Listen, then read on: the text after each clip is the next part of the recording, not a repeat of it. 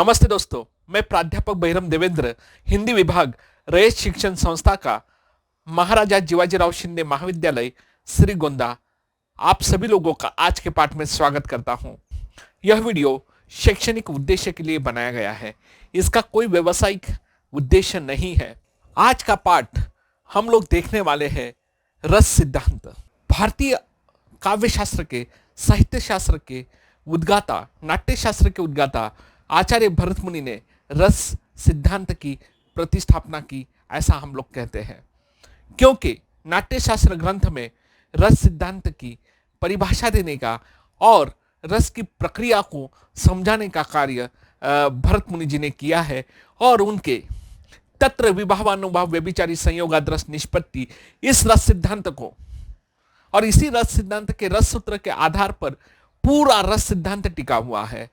सबसे पहले तो यह भी बात कहूंगा कि रस क्या है, रस किसे कहते हैं, यह देखने से पहले हम एक बात को भी समझ ले कि जैसे साइकोलॉजी में, मानवीय शास्त्र में या मानस शास्त्र में, मन के शास्त्र में जिसकी चर्चा होती है कि मनुष्य के मन कितने प्रकार के होते हैं, लेकिन मनुष्य के भावों के आधार पर सबसे पहला विवेचन मेरे मतानुसार, मेरे ज्ञान के अनुसार भरत मुनि ने जो 9 रसों का विवेचन किया है, यह महत्वपूर्ण है।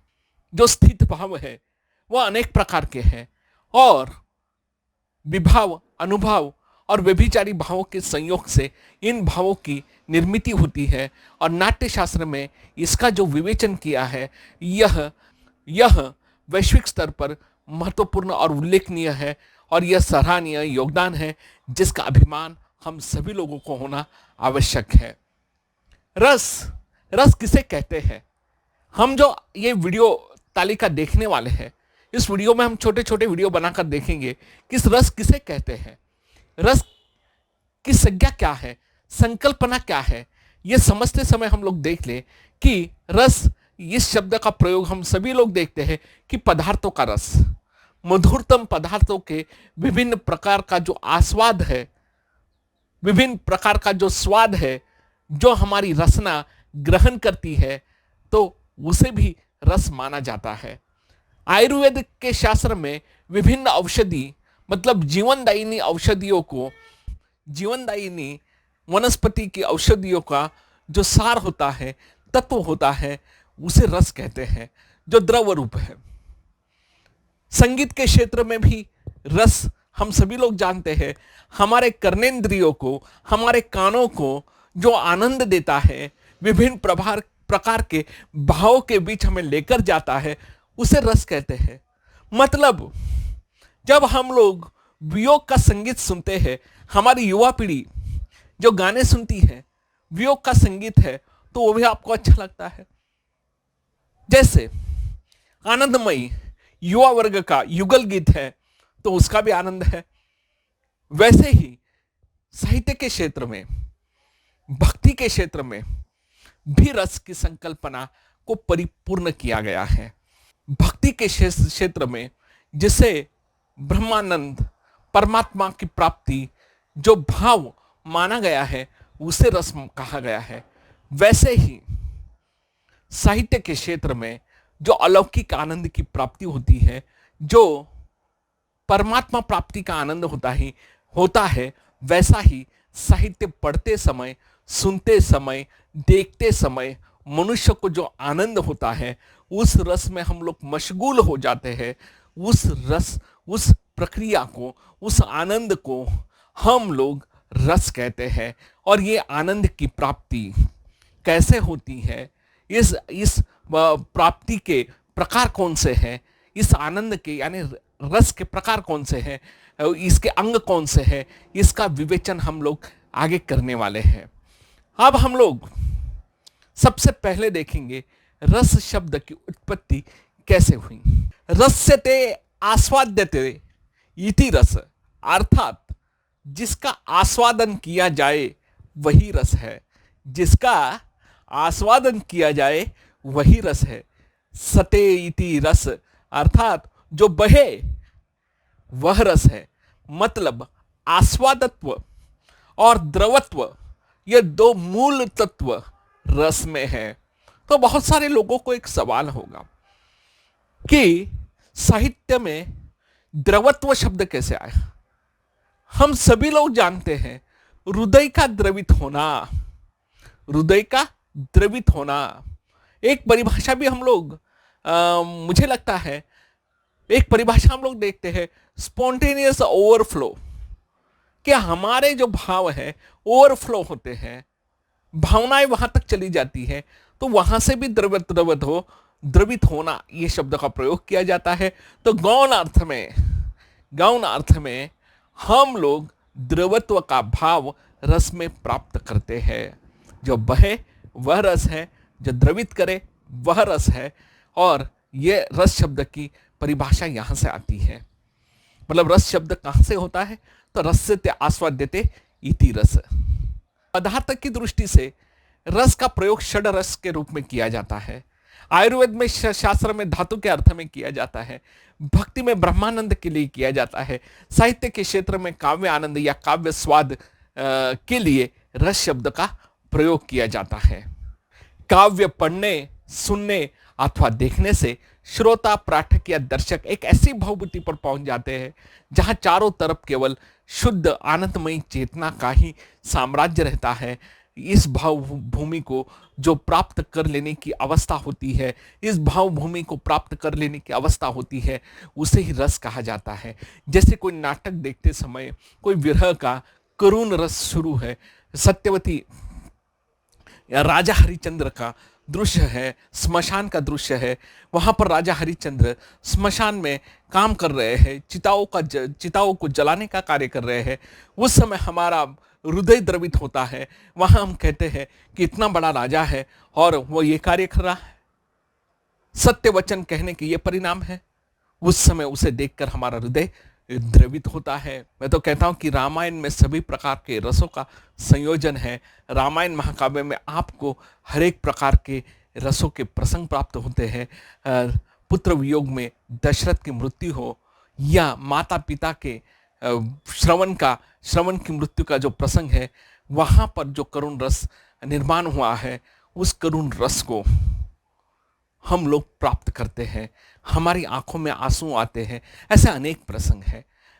आजकल के छात्र हम सभी लोग देखते हैं कि आप लोग फिल्में देखते हो, फिल्मों के गाने सुनते हो, संगीत सुनते हो, तो उसमें भी आप लोग आनंदमयी, हास्य रस, अनेक प्रकार के, तो ऐसे समय हम लोग उन भावनाओं में पहुंच जाते हैं और हमारी आंखों में आंसू आ जाते हैं। तो ऐसे समय हमें समझ लेना है कि उस अलौकिक आनंद की हम लोगों को प्राप्ति होती है।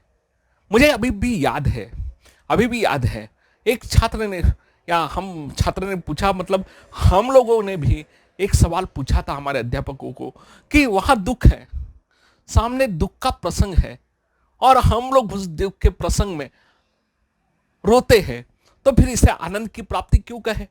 तो एक ध्यान में रखिएगा, जिस समय हम लोग उस नाटक का, उस फिल्म का, उस रचना का आनंद ले रहे होते, पढ़ रहे होते हैं, उस रचना के चरमोत्कर्ष पर हम लोग पहुंच जाते हैं।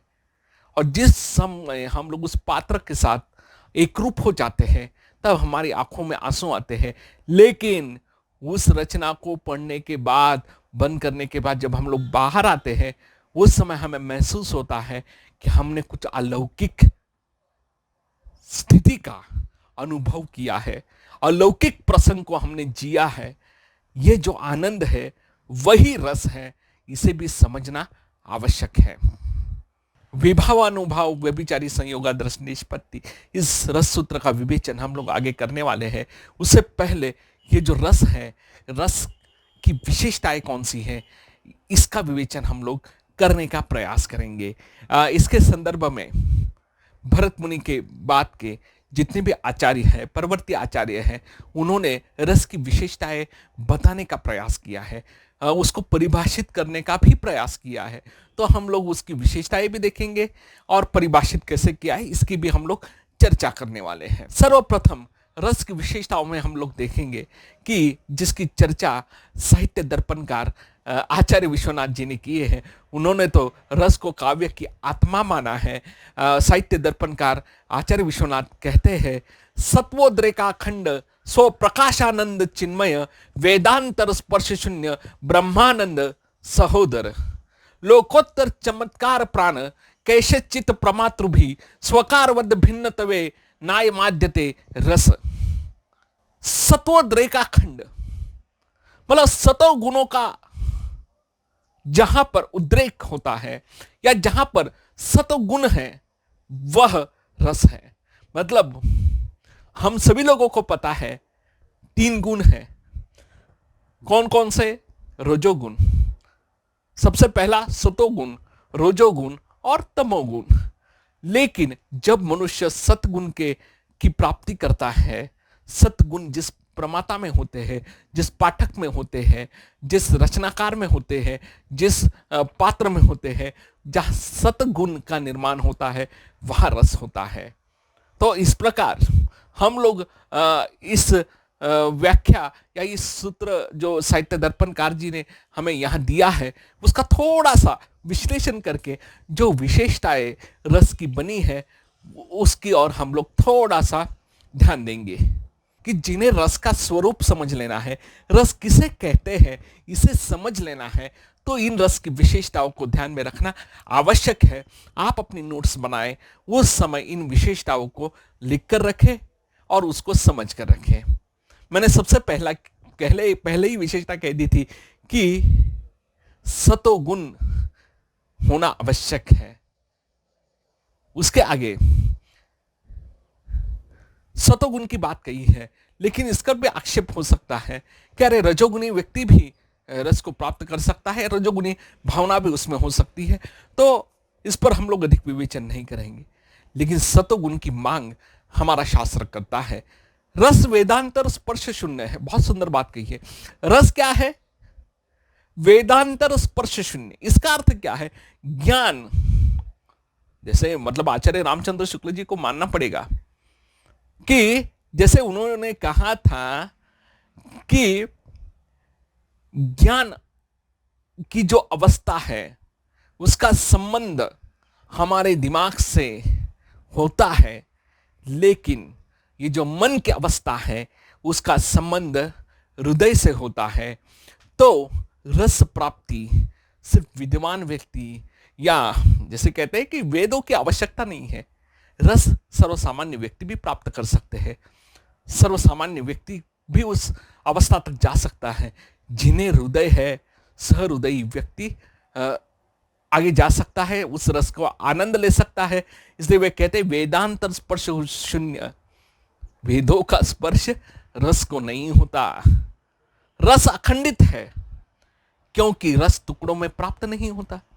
यह भी बात बहुत बड़ी है। रस का आनंद या उस प्रसंग का आनंद हम टुकड़ों में नहीं बांट सकते।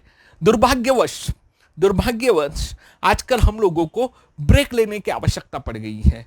हम लोग टीवी सीरियल देख रहे हैं तो ब्रेक है, फिल्म देख रहे हैं तो ब्रेक है, आप लोग कोई उपन्यास सुन रहे हैं तो ब्रेक है, पढ़ते पढ़ते 4 बार ब्रेक लेते हैं, हजारों बार ब्रेक लेते हैं। तो हम लोग उस रचना का जो रस है उसका आनंद प्राप्त नहीं कर सकते। इसीलिए मैं आपकी भाषा में समझा रहा हूं कि रस कैसे होता है, अखंड है। उसका आनंद आप लोग अखंड रूप में लेना चाहते हो और उसे लेते हो तो आपको समझ में आता है कि रस अलौकिक अखंड क्यों है। यह भी ध्यान में रखिएगा। तो रस टुकड़ों में बांटा नहीं जाता, रस का आनंद टुकड़ों में बांटा नहीं जाता, इसकी ओर ध्यान देना आवश्यक है। रस सो प्रकाशानंद तथा चिन्मय है। रस चैतन्यमयी है, रस सो प्रकाशानंद है। इसको किसी की आवश्यकता नहीं है। कभी कभी होता है ना कि हमें आनंद की प्राप्ति होती है, हम खुद ही खुद हंसते हैं, खुद को ही आनंद होता है यार आज कुछ अलग देखा है, अलग समझा है, हम लोगों ने अलग समझा है। मैं तो ये कहता हूं कि कभी कभी ऐसा होता है, जैसे मैंने ऊपर कहा है ना वेदांतर स्पर्श शून्य वगैरह आदि बातें हम लोगों ने देखी, रस अखंडित है। जब आप लोग अच्छा उपन्यास पढ़ते हो, जब अच्छा उपन्यास आप लोग पढ़ते हो तो उसमें बह जाते हो, उसका आनंद आपको होता है। आप ऐसा नहीं कह सकते कि मुझे ऐसा आनंद हो, लेकिन उस धुन में हम लोग खो जाते हैं। हमें समय सीमा, आसपास कौन बैठा है उसका ध्यान नहीं होता। यह भी ध्यान में रखिएगा। हम किस मर्यादा की बात करते हैं? जो बाहर से तैयार की गई उसकी नहीं। रस स्वप्रकाशानंद है, रस चिन्मय है। मैं तो उदाहरण में इतना ही दूंगा कि सामने, हमारी आंखों के सामने नायक और नायिका का गाना शुरू है, युगल गीत शुरू है, और उस समय वो युगल गीत दादा देख रहे हैं, दादी देख रहे हैं, हम देख रहे हैं, सारे लोग देख रहे हैं, बच्चे देख रहे हैं, सारे लोग देख रहे हैं। लेकिन उस युगल गीत में सारे अपनी अपनी पद्धति से खो जाते हैं। उन्हें यह ध्यान नहीं देता रहता कि मेरे साथ बच्चा बैठा है या मेरे माता पिता बैठे हुए हैं, ध्यान में नहीं रहता। और हम लोग उसमें मशगूल हो जाते हैं। वह उस रचना की, उस कलाकृति का, क्या कह सकते हैं, उस कलाकृति की विजय है। यह ध्यान में रखिएगा। इसलिए मैंने जैसे कहा कि रस स्वप्रकाशानंद है, रस चैतन्यमयी है, रस का कोई आकार नहीं है। मैंने जैसे कहा ना, एक द्रव पदार्थ है, रस अखंडित है, रस टुकड़ों में बांटा नहीं जाता। कि हम लोगों ने आधा रोने वाला सीन देखा, बंद कर दिया और बाद में फिर ब्रेक लिया और आकर बैठे, तो नहीं है। क्योंकि संयोग, विभाव, अनुभाव, व्यभिचारी भाव आदि का संयोग महत्वपूर्ण है। और संयोग की प्रक्रियाओं को ठीक से देखना, समझना, पढ़ना, सुनना, जो भी है उसे समझना जरूरी है। रसानुभूति अलौकिक चमत्कार के समान है। रसानुभूति अलौकिक चमत्कार के समान है। उसका आनंद खुद को होना आवश्यक है, और यह अलौकिक चमत्कार है। रस कैचित प्रमातृ भी है, अर्थात रस प्रमाता सहृदयी कोई कोई होता है। मतलब एक ध्यान में रखिएगा, सहृदयी व्यक्ति को ही उसका आनंद होता है। सहृदयी व्यक्ति को ही उसका आनंद होता है। और जैसे कहा जाता है कि जो उसमें खोया है उसको ही वो आनंद होता है। सहृदयी व्यक्ति, उसे ही वह आनंद होता है। रस मूलतः आस्वाद रूप है, आस्वाद्य पदार्थ नहीं है। फिर भी व्यवहार में रस का आस्वादन किया जाता है। ऐसा प्रयोग गौण रूप से प्रचलित है। यह बात मैंने पहले भी कही है। इसलिए रस अपने रूप में जनित है, इसकी ओर भी ध्यान देना आवश्यक है। इस प्रकार हम लोगों ने रस चिन्मय है, रस स्वप्रकाशानंद है, रसानुभूति अलौकिक चमत्कार के समान है, क्योंकि वो लौकिक जीवन की वस्तु नहीं है। रस वेदांतर स्पर्श शून्य है, रस अखंडित है, रस टुकड़ों में बांटा नहीं जाता। आदि रस की विशेषताएं आप सभी लोग ध्यान में रखो, तो आप लोगों को लिखते समय, समझते, रस किसे कहते, इसको समझते समय आप लोगों को दिक्कत नहीं होगी। देखिए, रस के संदर्भ में अनेक विद्वानों ने अपनी अपनी पद्धति से संकल्पनाएं स्पष्ट करने का प्रयास किया है। उन विद्वानों में कुछ चुनिंदा विद्वानों की व्याख्या या विचार रस के संदर्भ में देखेंगे। विभाव, अनुभाव, सात्विक, साहित्य भाव और व्यभिचारी भावों के संयोग से आस्वाद्यमान स्थायी भाव ही रस है, यह आचार्य धनंजय कहते हैं। भावों के छंदात्मक समन्वय का नाम ही रस है, डॉक्टर विश्वंभर नाथ कहते हैं। जिस भांति आत्मा की मुक्त अवस्था ज्ञान दशा कहलाती है, उस भांति हृदय की मुक्त अवस्था रस दशा कहलाती है, आचार्य रामचंद्र शुक्ल जी कहते हैं। बड़ी सुंदर बात यहां पर कही है। धनंजय जैसे कहते हैं, आचार्य धनंजय ने कहा है, विभाव, अनुभाव, सात्विक, साहित्य भाव और व्यभिचारी भाव के संयोग से। यहां पर सात्विकता को महत्व दिया है। भाव के छंदात्मक समन्वय का नाम रस है, विश्वंभरनाथ जी कहते हैं। और आचार्य रामचंद्र शुक्ल जी ने जो कही है, आत्मा की मुक्तावस्था ज्ञान दशा, लेकिन हृदय की मुक्तावस्था को रस दशा कहा जाता है। यह बहुत बड़ी बात है, हृदय की मुक्तावस्था। और तब मुझे ऐसा लगता है, जो बात साहित्य दर्पणकार ने कही थी, वेदांतर स्पर्श शून्य, यहां पर रामचंद्र शुक्ल जी का कथन और ये कथन हम लोग मिलाकर देखें तो ये सूत्र हमें समझ में आ सकता है कि ज्ञान दशा अलग चीज है और रस दशा अलग चीज है। यह हमें समझ में आती है। कि मतलब जैसे कहते हैं ज्ञान दशा को विद्वानों की आवश्यकता होती है, लेकिन यहाँ पर रस दशा को हृदय की मुक्त अवस्था सहृदयी व्यक्ति की आवश्यकता होती है। इसकी ओर भी ध्यान देना आवश्यक है।